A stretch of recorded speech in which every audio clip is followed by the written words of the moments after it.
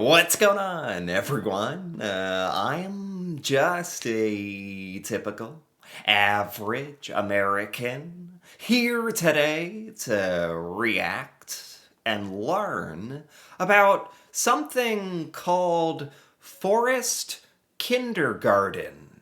So, apparently, this is a thing in some European countries. And from what I understand, this is some kind of school for children to get outside and experience the outdoors, I guess, which sounds cool. We don't have this here in the United States, so today I want to learn more about what this forest kindergarten is. So let's take a look. 4-year-old Nicola Towns is joining her kindergarten friends in the forest. Okay. But they're not on an excursion. This forest is their kindergarten. What? What? Se, her er små troldøer. Her er også trolde oppe i den her skov. What do you mean? What do you mean? What? The forest is the kindergarten? Is that literal? There's no building, there's no classroom, no like desks and pencils and books. It's just the forest? Is that actually true? Prøv at se. Troldene har taget deres ører af. It's freezing today, only 5 degrees. But even when it's raining, snowing, or minus 20 degrees, you'll find these children playing and learning outside. What? So okay, so is this like a camp? Is this like this is actually school? Like this is a kindergarten? There are kids who go to this all the time, like every day? I'm a little confused. And also another thing, I don't know, this is just so different from anything that we do here. It's like 5 degrees. I don't think kids would even be let outside in the United States if it were that cold. So obviously, in European countries that do this forest kindergarten, I think this example is Denmark. Obviously, you guys let your kids do more. Like, whereas I don't think in the United States they would even let kids outside in this kind of weather. Den der kravler der. Det er en tusindben. Så her Oh bor de my ind under. God. Så sådan passer insekter på dem selv. De kan bo ind under barken. They're actually like learning about bugs and like the plants, and I mean that's really cool. And that is valuable information, but this is all you do at this kindergarten, like all the time? It might sound extreme, but it's not unusual in Denmark, where 10% of the preschools, about 500 of them, are forest kindergartens. Oh my God. Like I have never held a snail in my hand in my life. And these kids who like do this forest kindergarten, they obviously get to have a very unique experience and like interact with nature in a way that I never got to as a kid. But with that being said, this is very weird to me, although I'm trying to keep an open mind and kind of understand the benefits of this. Kindergartens. They're run by pedagogues like Johan Leigor, someone with a university degree in human development. Okay. Åh nej, hvad gør vi så? Hopper I bare ned her, eller hvad? I løber bare. Oh my God. Oh.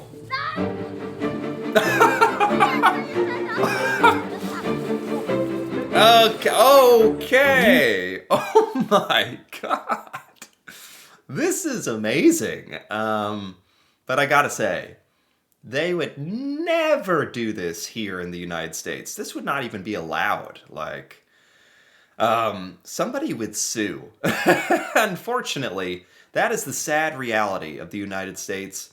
Um, Parents are very overprotective here, and I didn't even realize how much we are overprotective. Um, but it's clear in Europe, certainly from this forest kindergarten example, you guys really let your kids like run around, jump, slide down the hill, like get dirty, get hurt, and a part of me really likes that and really wishes that we let our kids do stuff like this more in the United States. But it's actually kind of frowned upon here. It's like kind of some people would think you're putting your kids in danger and you're being reckless or something. Have a lot of visitors come from overseas to see how you do things here. How do they react? They are thinking, what are we doing? And when do you learn to go to school? And why there is no fence? I mean, that to be honest, that's kind of what I'm thinking is like, when do they learn like math? When do they learn, like go to a desk and take a test? And are they just running around outside? I would have loved this as a kid. Like, don't get me wrong. I think the kids probably love this. And there is a lot to learn about like the outdoors and nature and physicality but do they ever learn like, the boring stuff? Like geography and Wow. oh wow. It's important for young children to learn what it is to maybe be cold, what it is to be wet, Sure. and survive that. Okay. My name's Jane William Sigfridson. I came to Denmark Okay. over 20 years ago and was amazed at the outdoor things that young children were doing. And I Wow. Like I'm just watching some of the stuff that the kids are doing. They are allowing the kids to do so much more than what would be acceptable here in the United States.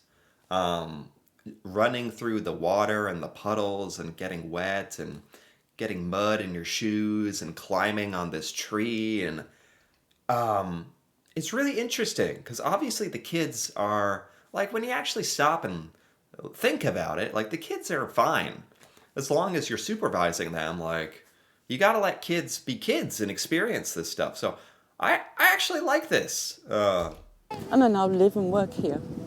Jeg skal bare styre det her skib.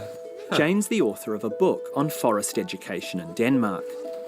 She's brought me to a forest kindergarten near her home outside of Viborg. Wow. He's in the tree and it's only a very thin sapling tree. It's very, very wobbly. It takes an awful lot of balance to sit in that and use both hands at the same time.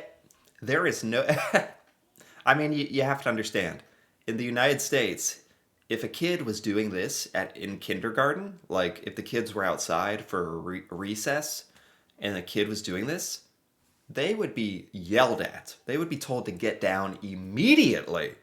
The parents would be mad if they thought their kids were doing this. This is way too dangerous. But I don't know. Obviously, in European countries that do this, this is just like normal, I guess. Time. In an ordinary playground, they wouldn't have the opportunities to develop those physical skills.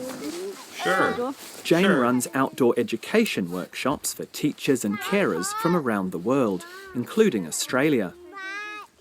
While we've been talking, the kids have moved on to their next activity. Okay.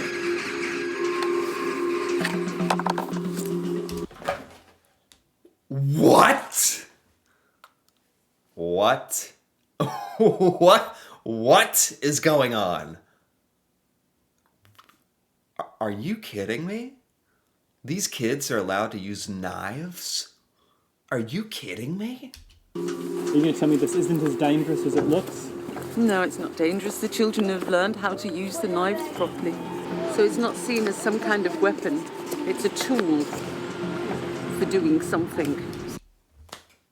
Okay, the climbing on the trees and the jumping in the water and in the mud, that's all like whatever. I can understand that. This is a totally different level. This would be a crime in the United States. Like, you would get in a lot of trouble for giving a child a knife here. But I understand it's just like it's just a frame of mind. It's just so wow. I've just never seen kids play with knives. They're not really playing with knives. They've been educated on how to use it. It just seems like you guys give children a lot more responsibility, a lot more respect even. Here in the US, we treat children like very much like little children, like overprotective. We don't let them do anything dangerous. We don't let them handle knives. We don't even bother to teach them about it, really. So this is a very interesting approach. It's shocking to me. Most Americans would be like absolutely terrified by this. But I understand, like, I'm trying to understand. Giving kids more credit. Kids are smarter than you think and can handle responsibility. And I don't know. I almost think we should be trying to teach children stuff like this, to be responsible, even with knives. And that's funny. Like, I was not expecting this. Which is whittling. I think many cultures like to wrap their children up in cotton wool. I don't think that's about a lack of love here for children. They're really good with the knife too. Like, they know what they're doing. They're pushing it away from themselves. Yeah, I don't think this is gonna happen anytime soon here in the United States. But it's a really interesting idea, and clearly children can benefit from this. It makes me think that we are way too overprotective of our kids. We are nowhere close to this. Their parents, they see it in a different way. That in fact, children should have the chance to be free. Okay. Okay.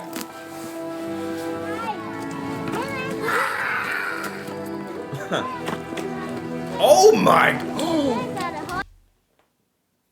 What is going on right now? What is happening? This kid... Again, this is just the American in me. Like, we have been taught from such a young age, don't climb up trees, don't play with knives, don't get dirty, don't, especially at school. The idea that this is an entire kindergarten, a school for doing this is what you do, this is what they want, is really interesting. It's scary to me, but I think that's just like the American reaction in me. I understand in Europe, if this is more normal, you guys are probably like, yeah, you gotta let children play and explore, and they might get hurt, or but they're gonna learn something. So what's your approach to safety here? You have Oh my God. That kid is so high. That is crazy. I have never seen a child climb a tree that high. I would be, oh my God. If I were there in real life, I'd be terrified. to use your brain, and if you trust that the kids, they can take care of themselves. Matti, are you afraid of anything? Ikke for noget. Kun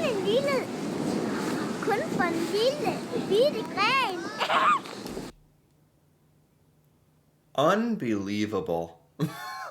I mean, and he's having fun.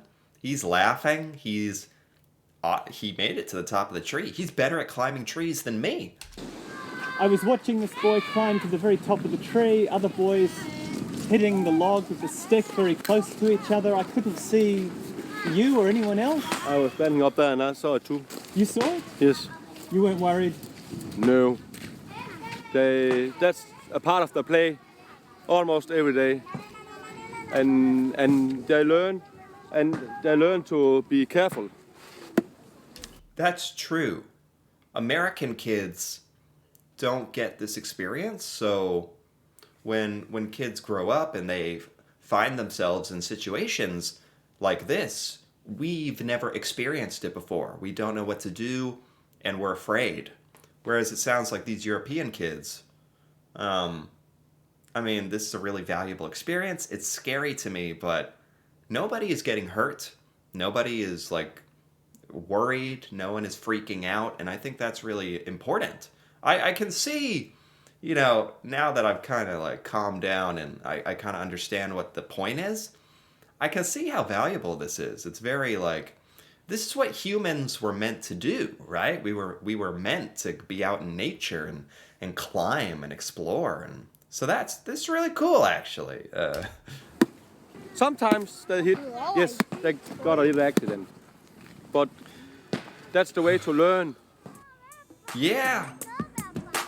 Only once I have to drive to the hospital with a boy with a big injury. Only In once. 17 years. So I'm not worried. And what would One big accident in 17 years. I mean, kindergartens in the United States probably have more accidents than that. the injury? It was a parent who drove over a foot of a kid. Oh. It wasn't even the kid's fault. Have we become overly protective of our children? You know, seeing this, I'd actually say yes. Godt, der kommer en pind. Det er godt, Nicolas. Der er en pind bagved dig nu, siger de. The world's first forest kindergartens were founded in Scandinavia in the early 50s.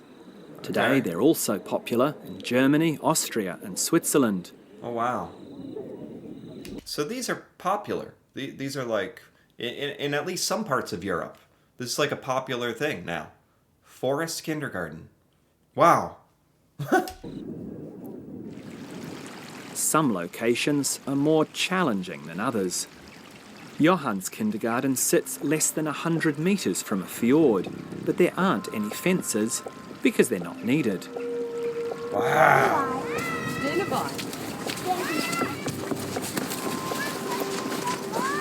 Why do you stop here, Carl? Fordi her må vi ikke gå. Man skal Wow. have en pædagog med deroppe fra, inden man går over. See, these kids are smart. Like, it's like in the United States. We need to understand that kids are smart. And I think we need to give them more responsibilities. And, like, these kids understand safety and the danger of the water and climbing. And they're very in tune with their bodies and nature. And there's a ton of benefits to this, I'm seeing. Over the last 20 years, the number of outdoor kindergartens in Denmark has roughly doubled. And now the forest gospel is spreading. Even schools are looking to take the class outdoors. Wow. And now there's a lot of research being done that shows that children are less stressed, that children concentrate more, that children are ill less often. Sure, sure. Motor development is far, far better for being outdoors than indoors. Wow. That makes sense. And a lot of teachers is, getting, yes, I can, oh, it's worked. So I'm happy. Wow. Very cool. You know, I was a bit skeptical of this at first, or just a bit shocked. A big culture shock, but this is really cool. I think we should incorporate some of these ideas into American, like, kindergarten. I honestly don't see that happening because, like I said, people are so afraid of, like, getting sued, or, like, kindergartens getting sued by parents if their kids get hurt, and it's really a terrible, like, mindset to have. It's very obvious from what they're showing here and the research that they talked about. Kids really benefit from being outside and doing stuff like this. We don't have to, like, go all the way into, like, forest kindergarten, but we should be doing some stuff like this. I really believe that now after seeing this. It's really cool to see the different philosophies that you guys have about raising kids in Europe. It's really cool. I really enjoyed this. Anyway, If you enjoyed this as well, feel free to give this video a like or leave a comment with your thoughts on forest kindergarten. That'd be cool to hear about. And if you're interested in more videos like this, feel free to subscribe for more. And until then, thanks for watching, and see you next time.